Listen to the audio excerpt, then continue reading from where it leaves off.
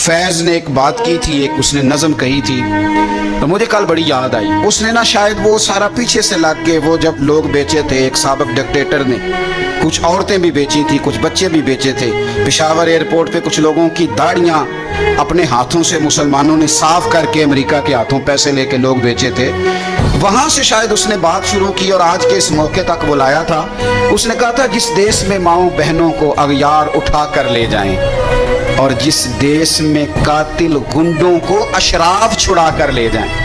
MNA आए, वजीर आए गुंडे की जमानत कराने, तो फैज कहते हैं कि जिस देश में माओ बहनों को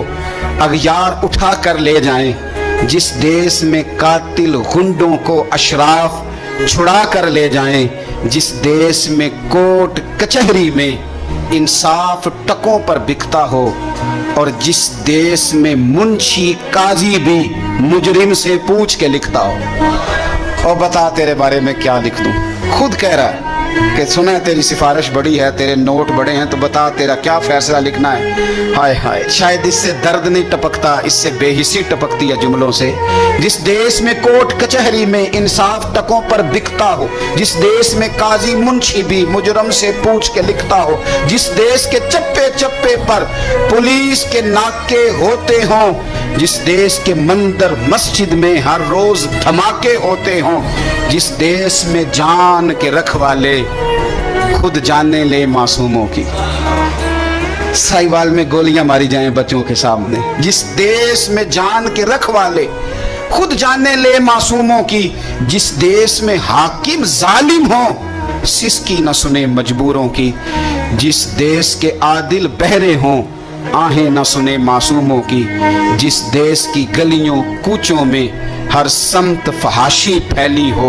और जिस देश में बिनते हव्वा की चादर भी दाग से मैली हो, जिस देश में आटे चीनी का बहरान फलक तक जा पहुंचे, जिस देश में बिजली पानी का फुकदान हलक तक जा पहुंचे, जिस देश के हर चौराहे पर दो चार भिखारी फिरते हो और जिस देश में रोज जहाजों से इमदादी थैले गिरते हो और जिस देश में गुर्बत माओ से बच्चे नीलाम कराती हो, जिस देश में गुर्बत माओ से बच्चे नीलाम कराती हो,